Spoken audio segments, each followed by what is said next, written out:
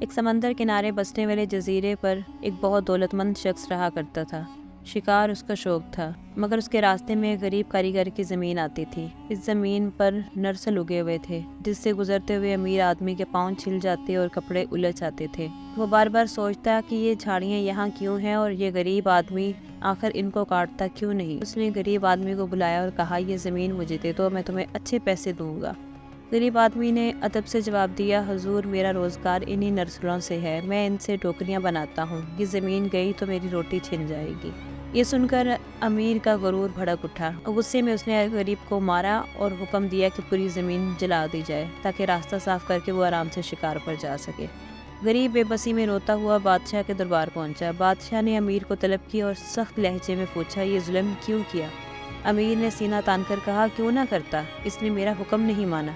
بادشاہ نے جواب دیا، غرور بھی ایک بیماری ہے، تم بھول گئے کہ تمہارے باپ دادا کبھی اس غریب سے بھی زیادہ محتاج ہوا کرتے تھے۔ تمہیں دولت ہماری ہی بادشاہت کے سائے میں ملی اور آج تم اسی دولت پر اکڑ رہے ہو۔ بادشاہ نے دونوں کو سزا دینے کا فیصلہ کیا۔ اس نے حکم دیا کہ دونوں کو ننگا کر کے ایک غیر آباد جزیرے پر ایک ہفتے کے لیے چھوڑ دو، پھر دیکھتے ہیں اصل طاقت دولت ہے یا ہنر۔ حکم پر عمل ہوا، دونوں کو جنگلی آدمیوں کے علاقے میں اتار دیا گیا۔ جنگلیوں نے دونوں کو دیکھا تو حملے کے لیے دوڑ پڑے۔ امیر خوف سے کانپنے لگا، مگر غریب کاریگر نے جلدی سے انہیں اشاروں کے ذریعے منت سماجت کر کے سمجھایا کہ ہم تمہاری خدمت کریں گے۔ غریب کاریگر نے جلدی سے نرسل توڑے، ٹوپی بنی اور ایک جنگلی کے سر پر رکھ دی۔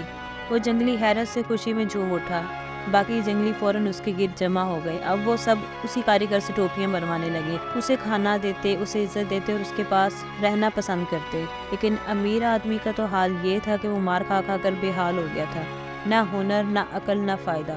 جنگلی اسے فضول سمجھ کر پیٹتے رہتے۔ ایک دن تنگ آ کر امیر کاریگر کے قدموں میں گر پڑا، مجھے بچا لو، میں وطن پہنچ کر اپنی آدھی جائیداد تمہیں دے دوں گا۔ غریب نے اسے سہارا دیا، جنگلیوں کو اشارے سے سمجھایا، یہ میرا ساتھی ہے، اسے چھوڑ دو۔ اس کے بعد دونوں کو کھانا ملنے لگا، دونوں کو حفاظت ملی۔ ایک ہفتے کے بعد سرکاری کشتی آئی اور دونوں کو بادشاہ کے سامنے لایا گیا۔